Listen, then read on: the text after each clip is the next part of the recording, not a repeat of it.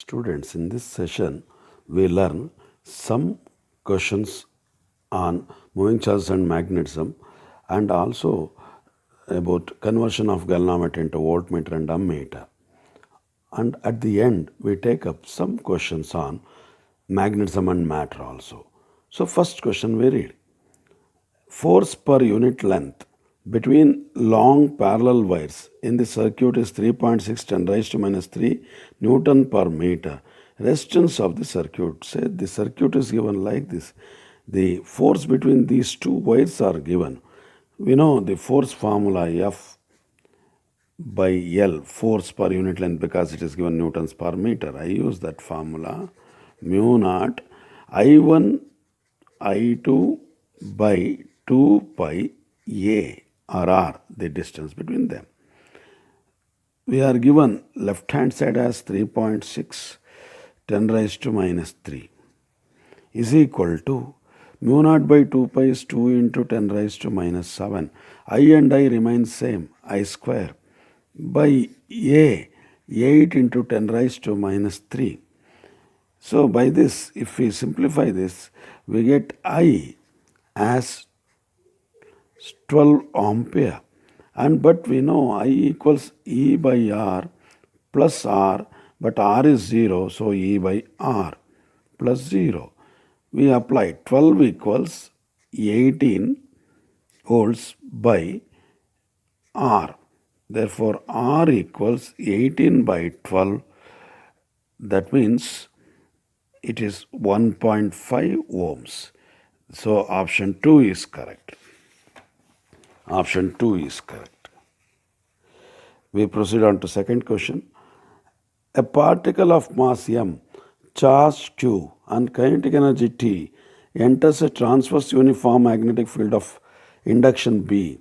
After 3 seconds, the kinetic energy of the particle will be also it transverse uniform magnetic field. That means the charge enters at right angles to the uniform magnetic field.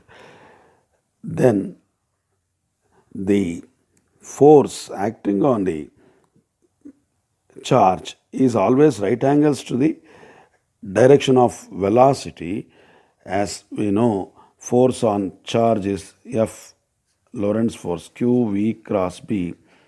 Therefore, in a magnetic field, always the force perpendicular to the charge motion direction, and in such cases, kinetic energy cannot be changed, as work done by this force on the charge is 0, because F and displacement, the velocity direction, in the velocity direction are always 90 degree. Therefore, no work is done, no energy can be increased. The kinetic energy remains same. So T only, option 1 is right. So we think of third question there. The magnetic field at the center of a current carrying loop is 0.1 meter is 5 root 5 times that at point along its axis. The distance of this point from the center of the loop, say we are given like this. This is the thing and this is center and some point P here. This point is at a distance x we take and the radius we take r. We know the formula for center BC is equal to mu naught I. As it is given current loop, we take one turn only, 2r. For magnetic field at any point on the axis, mu naught I 2 into r square by, say, r square by 2 into r square plus x square whole to the power of 3 by 2. Therefore, if we apply the relation what they have given, BC is 5 root 5 times B at any point. We substitute everything there. Mu naught I by 2r 5 root 5 mu naught I r square by 2 into r square plus x square whole to the power of 3 by 2. After combining all these things, what we have is r square plus x square by r square say r cube. In fact, this is also r cube there. So whole to the power of 3 by 2 here. Now, which is equal to 5 root 5. So which can be written as, say, r square plus x square root by r whole to the power of cube equals, we can write it as 5 cube whole to the power of half. So if you take, say, cube root and all, simplify it, you will get r square plus x square equals 5r square, and you will get x as 0.2 meter from this. So option 1 is right. So going for the fourth question there, we read it. A current I flowing in a conductor shaped as shown in figure. The radius of the curved part is r and the length of the straight portion is very large. The value of the magnetic field at the center O will be, observe here, we have to take two magnetic fields at center, one due to the curved path 3/4 of the circle and one due to the end of the straight line which is at the bottom. This is not need not to be taken because it is in straight line with that and no magnetic field is produced, but this is at some distance r, so only the end point to be taken. The magnetic field can be written as, net magnetic field can be written as 3 by 4 mu naught I by 2r plus mu naught I by 4 pi r. This is the magnetic field due to straight part and this is the magnetic field. First one is 3/4 of the circular magnetic field. If we simplify these things, say we can take out mu naught I by 4 pi r as common factor. We get, to adjust, say, pi here, we have to do 3 pi by 2 plus 1 we will get, and the directions of magnetic field are say in the same direction due to curved path and due to straight path, therefore we add them. So option 3 is correct. Resistance of an ideal ammeter, we know it is 0 from, it's a knowledge based question, so option 1 is right. Now we think of sixth question there. To increase range of the voltmeter, what we have to do? We write the formula for, say, R to be connected in parallel. V by Ig minus G. G is the galvanometer resistance, or V equals Ig into R plus G. But observe, to increase range means V to be increased. To increase V, R to be increased. That means you have to increase it by connecting in series. Series only increase the resistance. Therefore, the resistance must be increased, because to increase V, R to be increased. Option 3 is right. A series resistance must be increased, because series resistance must be removed. That's not correct. Shunt must be used, not correct. So to increase the R, say we write like this logic. To increase V, R to increase, so that is possible. Therefore, with series combination, option 3 is correct. Going for seventh one, a voltmeter has a range 0 to V with a series resistance R. With a series resistance to R, the range is 0 to V dash, the correct relation between them. Say V equals Ig into R plus G, where G is the resistance of the galvanometer. But for 2R, V dash is the new thing, Ig, 2R plus G. Say we want to get the relation between V dash and V. Say if we separate this, 2IgR plus 2G, 2IgR plus 2G, 2IgR plus Ig into G. Here IgR plus Ig into G. Observe here, this can be written as IgR plus V. V dash is IGR plus V because 2 IGR can be written as IGR, and IGR plus IGR plus IG is V there from the first thing. So IGR plus V. V dash is IGR plus V. If we have resistance to R, we have IGR plus V. What is not 2 times? If it is to be 2 times, G should also be then 2 times. So it is not 2 times. Therefore, we can write V dash less than 2V. Option 1 is right. If it is equal to 2V, then this IGR also with the 2, then only it is possible. Therefore, 1. V dash less than 2V is correct. Next, we proceed on to 8th question then. We read, a galvanometer has a resistance G and a current IG flowing in it produces a full-scale deflection.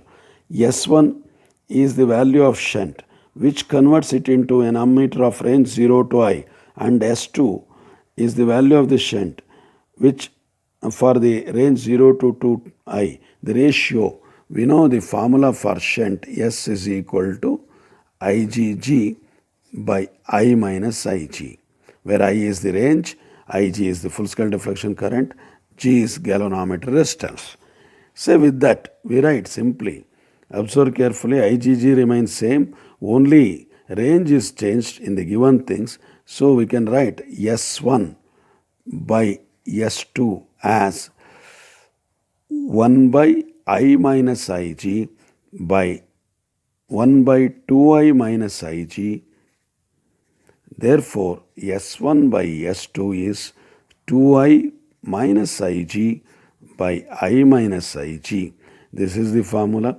Therefore, option 3 is correct. Going for 9th question there, we read it. With a resistance R connected in series with galvanometer of resistance 100 ohm, it acts as a voltmeter of range 0 to V. To double the range, resistance of 1000 ohm is connected in series with R. Then the value of R will be, say, we know the range expression is the voltmeter range R equals V by Ig minus G, and we are asked to calculate, say resistance of the galvanometer is given to be 100, we write V for V range, Ig is the galvanometer current, full scale deflection current minus 100.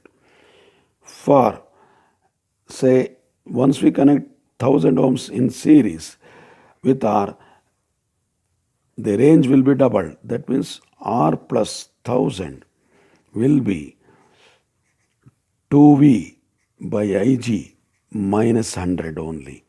So with this, if we can do the calculation for getting R, say we can do it like this. I write it as V by Ig plus V by Ig minus 100 is R plus 1000. Now V by Ig minus 100 is R there.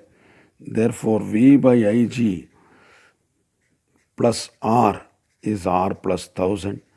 Therefore V by Ig is 1000. Therefore R equals 1000 minus 100, which is 900 there. So option 4 is right. Option 4 is right. We think of 10th question now. We read it. These are very simple questions. A milliammeter of range 10 milliampere has a coil of resistance 1 ohm. To use it as a voltmeter of range 10 volt, the resistance that must be connected in series with, observe whether it is given as milliammeter to convert it into some other thing, a voltmeter to convert it into some other thing. What we need to do, we assume what is given to be converted is as galvanometer. Here milliammeter of range 10 milliampere. So that means we can take Ig as 10 milliampere because that is our instrument to convert. We treat it as galvanometer and its resistance G 1 ohm given. What is the resistance must be connected to use it as 10 volts? That means R equals V by Ig minus G to be applied. So V is 10 volts, Ig is 10 milli means 10 raised to minus 3 minus 1. G means 1 ohm. So this is 1000 minus 1, 999 ohms. That is 999 ohms. So option 1 is correct. Option 1 is correct. So going for the 11th question. An ammeter and voltmeter are joined in series to a cell. Their readings are A and V respectively. If a resistance is now joined in parallel with the voltmeter. Say we write the circuit here. I write the circuit. First of all, an ammeter and a voltmeter are connected to a cell. Readings are A and V. Once we connect a parallel with voltmeter like this, now the overall resistance of the circuit reduces because once we connect R or any resistance in parallel, effective resistance decreases. Therefore, overall resistance in the second circuit decreases. Overall resistance decreases means current should increase. So, ammeter reading should increase and the current flowing through voltmeter and resistance branches there. So, there's no question of same current passing through voltmeter. There must be decrease in the voltmeter reading. Therefore, current should increase, voltmeter reading should decrease. So, idea is first option is the correct option. We go for the 12th question there. We read it. The maximum current that can be measured by a galvanometer of resistance 40 ohm is 10 milliampere. It is converted into a voltmeter that can read up to 50 voltmeter. The resistance to be connected in series with the galvanometer. Same type of thing. R equals V by Ig minus G. Observe here. The directly galvanometer is given. V, say maximum current that can be measured by a galvanometer of resistance G minus 40 and V 50 volts given divided by 10 milliampere is the range 10 raised to minus 3. That means 5000 minus 40, that is 4960 ohms. So option 4 is right. Going for the 13th question, we read it. An ammeter reads 0 to 10 ampere. It has a negligible resistance. To convert this into voltmeter to read up to 250 volts. Say negligible resistance means you can take galvanometer resistance 0. So we can simply write R equals V by Ig because galvanometer resistance can be taken as 0 in this formula. So R equals 250 by Ig. 0 to 10 ampere is given. So 25 ohms. As it is to be connected or treated as voltmeter, for voltmeter resistance should be in series. Therefore, 25 ohms in series. Say first option is right. Next, going for the 14th question there, we read it. The resistance of an ammeter is R0. It can read up to I ampere. To convert this into an ammeter to read 0 to Ni ampere, the shunt resistance must be resistance to be used is, say, we know the formula for shunt resistance, IgG by I minus Ig. For 0 to Ni, I is the range, so S dash I take new shunt resistance. IgGs remain same, Ni minus Ig. So what we want to calculate is the new shunt resistance. Ni, therefore, observe carefully here, IgG, say here Ig is I and G is R0. For this, say I write Ig is I and G is R0 by Ni minus I. So R0 by N minus 1 is the answer. So shunt resistance to be connected to convert it into Ni range instrument. Second option is correct. N R naught by N minus 1. Going for the 15th question, we read it. A certain current on passing through a galvanometer produces a deflection of 100 divisions. When shunt of 1 ohm is connected, the deflection reduces to 1 division. The galvanometer resistance will be. It's a very simple idea. If only galvanometer is there, it produces current I equals, we write in k theta form, k theta or I equals k into 100. But once we connect a shunt along with this, say, shunt S there, and now the current in this reduces to 1 division. Theta dash is 1 division. Therefore, the galvanometer resistance is asked. Shunt of 1 ohm is given. So we can simply think of like this. Here k into 1 passes and I minus k into 1 passes in this shunt. So according to parallel combination equation, say in this, for this circuit, we take k into 1 current into G is equal to the current into galvanometer resistance here, I minus k into 1. Therefore, kg equals I, the current, what is given as 100k, we write 100k minus k, that is 99k, k is G, therefore G equals 99 ohms. Option 3 is right. Observe here, we have taken simply the parallel combination of galvanometer and shunt and we equated the voltages across them. K into 1 is the current through galvanometer. I minus K into 1 is the current, say, potential difference across S. We equated them, we got the answer 3. So we go for the 16th question there. The galvanometer of resistance 240 ohm allows only 4% of the main current after connecting shunt resistance. The value of the shunt resistance. Say galvanometer of resistance 240 allows only 4% of the main current after connecting the shunt. That means if you take main current Ig and only 4% of it is allowed, say main current I, only 4% of it is allowed after connecting a shunt. That means, say G is there, once you connect a shunt, only 4% of 4 by 100, we write. Ig now, the current through galvanometer, I call it as I1 and this as I2 through shunt. I1G equals I2S, but I1 is given to be 4%, 4 by 100 of I into G 4 for 240. I2 is I minus 4 by 100 of I into S shunt.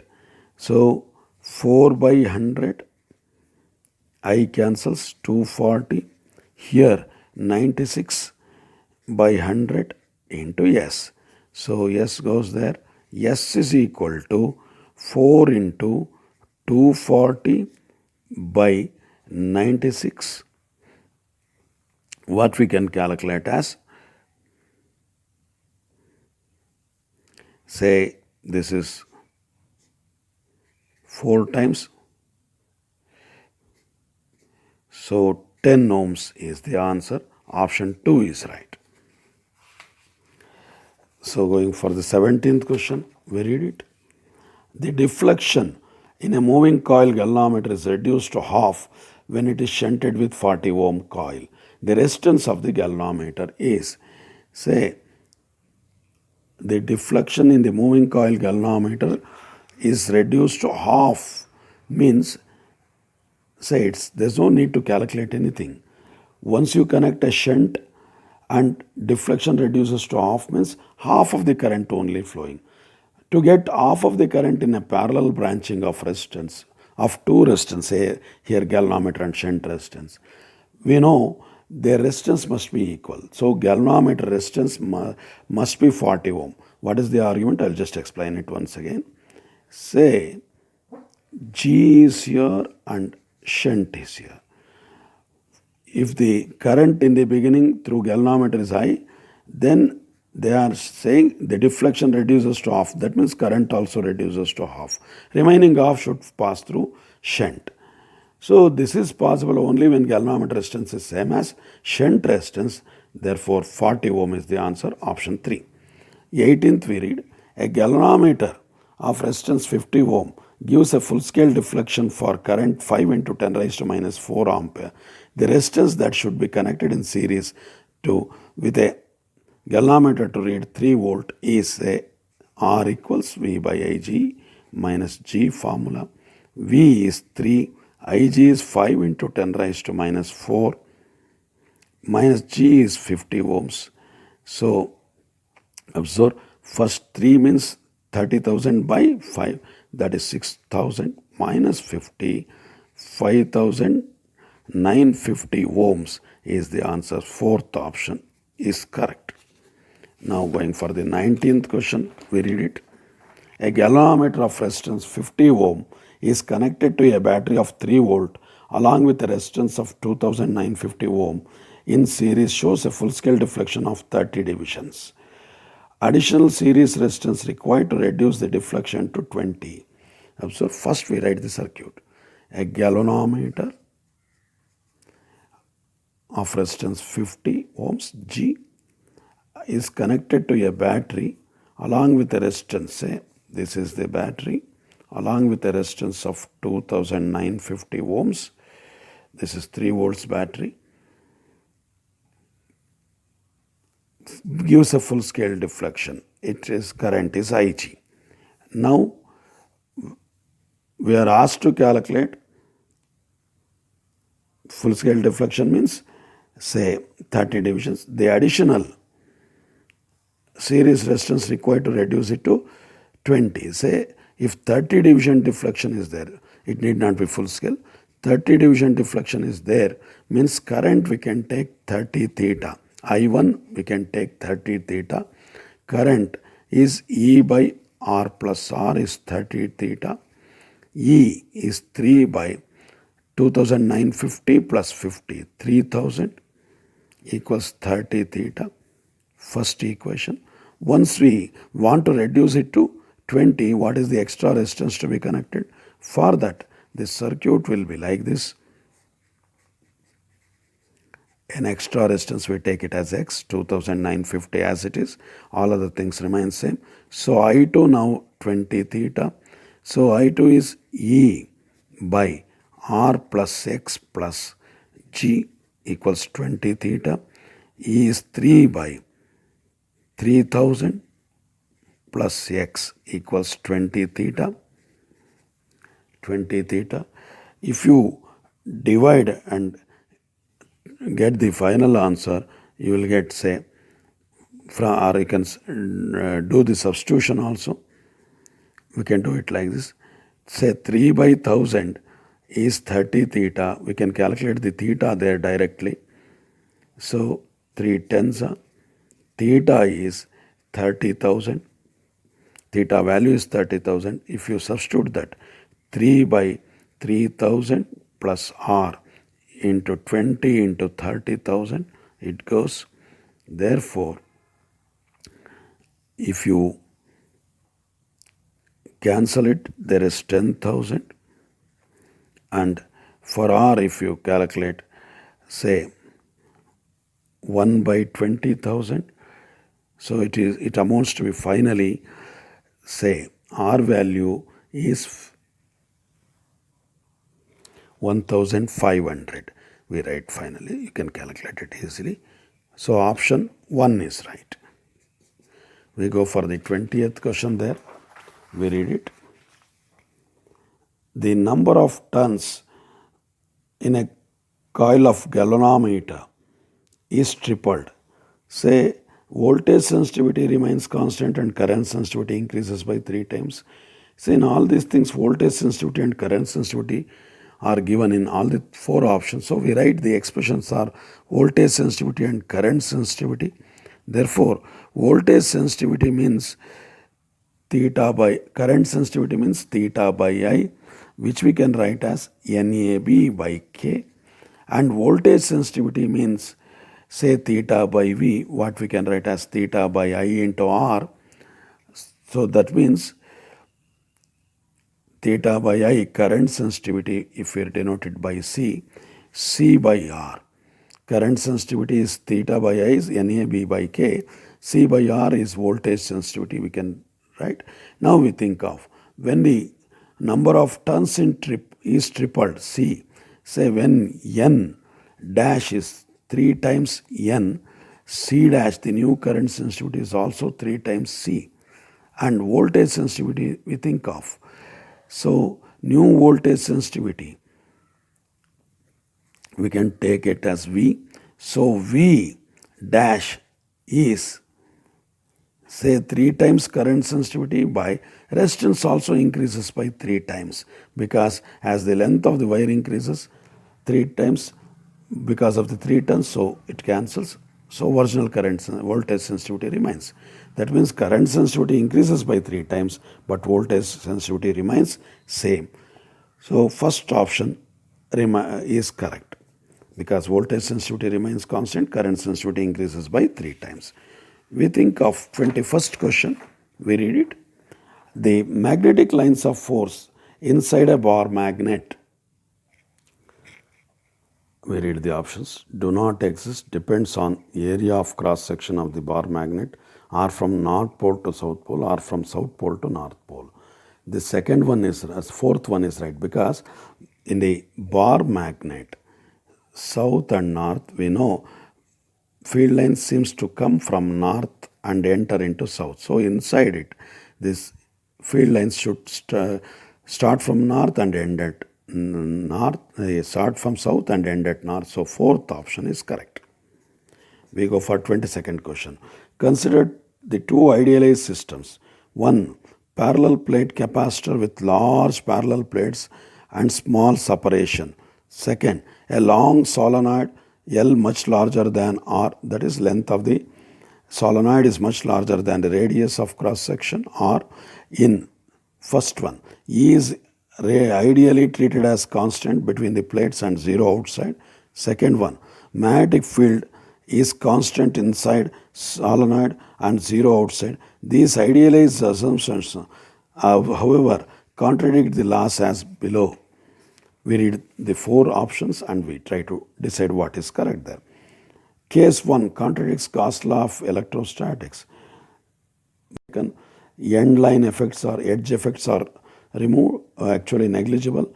Therefore, Gauss law is applicable. That is, one total flux is 1 by epsilon naught times the charge enclosed, and if we enclose whole capacitor inside, as field lines are not coming out, the net charge plus Q on one plate and minus Q on that. So net charge is 0. Gauss law is possible for electric field. But for second case, we know Gauss law for magnetic field. As they are saying, if this is the solenoid, long solenoid, field exists only inside, no field outside. But we know magnetic field lines are closed, and according to Gauss law, net flux should be 0. But if we imagine, or in our assumption, field lines exist only inside, not outside, there seems to be said not closed curves, so there should be some flux value.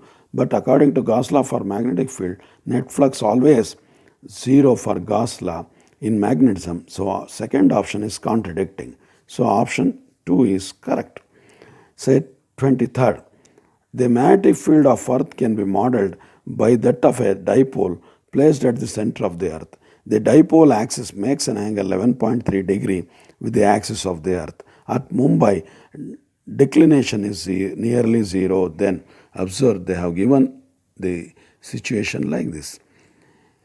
Say this is the magnetic axis of the Earth and this is the geographic axis of the Earth.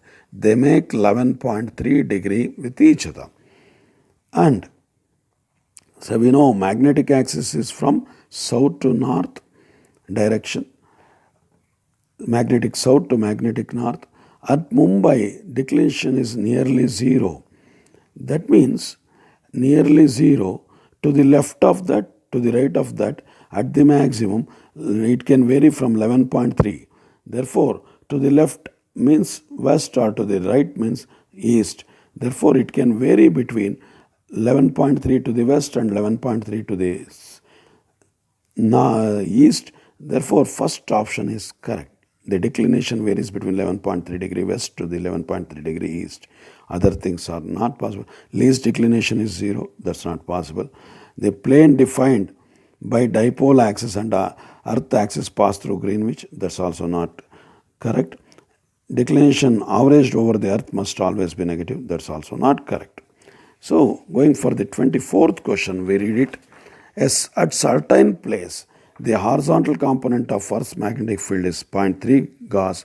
The angle of dip that at that place is 30. The magnetic field of the Earth at that location, we know the horizontal component H is E cos theta, where E is total magnetic field of Earth, theta is dip. So H is 3 Gauss, we write it in Gauss only as answers are given in Gauss, E cos 30. So E into cos 30 is root 3 by 2. So we have E equals, say, 2 into 3 by root 3, 2 into root 3, 2 into 1.7, so 3.4. 1.73 means 3.4 and odd. Therefore, 3.5 Gauss is the approximate answer. Option 3 is right. 25th question. Which of the following properties is false for a bar magnet? Its poles cannot be separated, definitely correct. Its points in north and south direction when separated, that's also correct. Like poles repel, unlike poles attract, that's also correct. It does not produce the magnetic field, that's wrong. It always produces the magnetic field. So false statement is fourth one. So 26th we learn the strength of the Earth's magnetic field is constant everywhere. It's not correct because the field lines are not uniform at all points on the Earth. Second, zero everywhere, that's also not possible because magnetic field is there. Having very high value, that also not possible because it's very low. And fourth one, varying from place to place on the Earth, that is the correct one. So fourth option is correct. 27th, in a certain place, horizontal component of magnetic field is 1 by root 3 times the vertical component, the dip at that point. Say, horizontal component we write H and vertical component we take V. Therefore, they have given at certain place horizontal component is 1 by root 3 times the vertical component, say 1 by 3V. We know horizontal component is E cos theta and vertical component is E sin theta because where E is total magnetic field of the earth. So if we do it like this, we can simply write tan theta equals 60. So tan theta equals root 3, theta equals 60 degree. Therefore, which is pi by 3 radians, option 2 is right. Going for the 28th question, we read, a short bar magnet is placed in magnetic meridian of Earth with north pole pointing north. Neutral points are found at the distance of 30 centimeter from the magnet on east-west line drawn through the midpoint of the magnet. The magnetic moment of magnet in a ampere meter square is close to the given things are horizontal magnetic field. We write the figure first. Say short magnet is placed along the magnetic meridian. That means, say, this is south and north and this is placed in north-south direction. North-south direction we imagine because it is placed in magnetic meridian. And null point means the Earth's horizontal magnetic field is, say, neutral point are found to be 30 centimeter from magnet east-west line drawn through the midpoint. Say this is the east-west line. This is north means this is east this is west line, and at 30 centimeter we have the null point. Null point means magnetic field of earth, horizontal component of earth's magnetic field and magnetic field due to bar magnet cancel. Say at P, say we imagine this as P. So at P, earth's magnetic field at P is equal to bar magnetic field at P. Say observe P is on line passing through the middle and perpendicular to length of the magnet. That means it is on the equatorial line. We can simply write Earth's horizontal component is 3.6 10 raised to minus 5 and magnetic field on the equatorial line is given by mu naught by 4 pi m magnetic moment of the magnet by r cube. As it is given as short bar magnet, we can take directly as r cube. Now we substitute everything 3.6 10 raised to minus 5. This is 10 raised to minus 7. M by r cube is to be converted into meters, 0.3 or 3 into 10 raised to minus 1 whole cube. That means we have m equals 3.6 10 raised to minus 5, 27 10 raised to minus 3, 10 raised to plus 7, which amounts to be, say, 9.7. Therefore, option 1 is right. Approximately 9.7. Option 1 is right. We go for the 29th question. Earth's magnetic field has horizontal component except at, say, magnetic pole. So, if this is the Earth, at the magnetic pole, magnetic field lines are vertically down. Therefore, their horizontal component cannot be there. We read the question. Earth's magnetic field has horizontal component except at, only at the magnetic pole, because at all other points it has horizontal components. Therefore, option 1 is right. We go for the last question in this session. Magnetic field on the axis of short magnet is 1 Tesla at a distance 10 centimeter from its center. What will be the field at a point on its axis at a distance of 20 centimeter from its center? Say, we are given with axis idea. This is south to north and there are 2 points given, P and Q. P is at 10 centimeter from center. Q is at 20 centimeter from center. We know the magnetic field BP and BQ are axial line magnetic field. We know axial line magnetic field is inversely proportional to 1 by r cube.